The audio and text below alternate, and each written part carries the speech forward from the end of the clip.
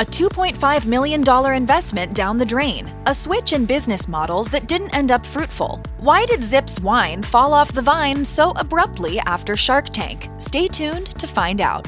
The idea for Zipz Wine was simple. Andrew McMurray and partner J. Henry Scott teamed up to provide the world with the wine alternative to a can of beer. And just like that, Zipz Wine became one of the most talked about products to ever debut on Shark Tank. So why did it seemingly disappear as suddenly as it arrived? It certainly seemed like a sure thing to Shark Tank entrepreneur Kevin OLeary when McMurray appeared on the 11th episode of Shark Tank's 6th season in 2014. Sold in a plastic package shaped like a wine glass with patented shrink wrap that helped shield the wine from UV rays, McMurray asked for a $2.5 million investment for a 10% stake in his company. McMurray fielded many inquiries about his business from the Sharks before eventually landing a deal with Kevin OLeary. According to Just Wine, Kevin OLeary's investment in Zipz Wine was the biggest ever Shark Tank investment at the time of the recording. OLeary, a self-proclaimed wine connoisseur and vineyard owner, was so excited about the deal that he tweeted about it. He guaranteed success for Zipz Wine if he could get it into Costco, where he thought it would be a perfect fit. I'm betting that single-serve technology, this technology,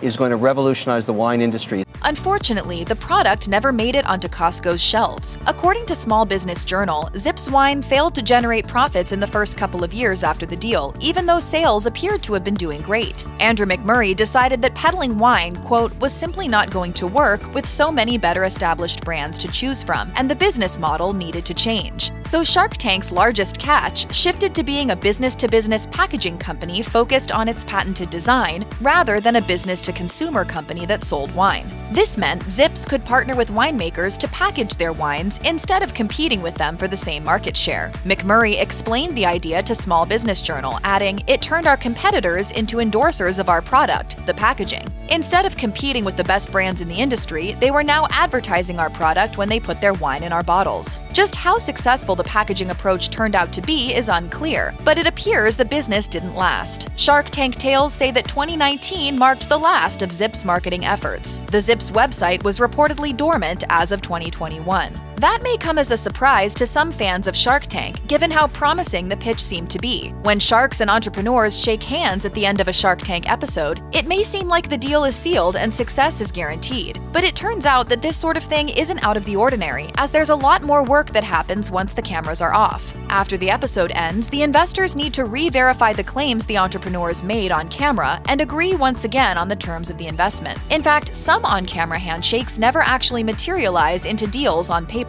Damon John, one of the Sharks, estimated that only about 60 to 80% of the deals made in the show's first 7 seasons actually ended up happening. In particular, food and beverage companies that have appeared on Shark Tank have found investment success to be elusive. Another wine company called B Divine Honey Wine appeared on the show in 2020 and made a 4-way deal with multiple sharks. Ultimately, though, according to Shark Tank blog, this deal never closed and the investment never took place. Unlike Zipz Wine, the company still seems to be afloat. This is also what happened to Sanaya Applesauce after Shark Tank. The founder's deal with shark Mark Cuban was never finalized. But when a deal with a shark does come to fruition, the results can be significant. A kitchen sponge called the Scrub Daddy is one of the most successful innovations to come out of the tank. According to Investopedia, since shark Lori Grenier invested in 2012, the company has made more than $200 million in sales. The publicity of appearing on Shark Tank can also help, as Zipz Wine discovered. Since we aired on the show, we have seen a significant spike in sales. For Zipz Wine, sales sat at around $650,000 prior to the company's appearance on the show, according to the Shark Tank blog. After OLeary's handshake, the company estimated sales hit $2 million. Unfortunately for Zipz Wine, though, that wasn't enough to keep the booze or the money flowing. Check out one of our newest videos right here. Plus, even more mashed videos about your favorite booze are coming soon. Subscribe to our YouTube channel and hit the bell so you don't miss a single one.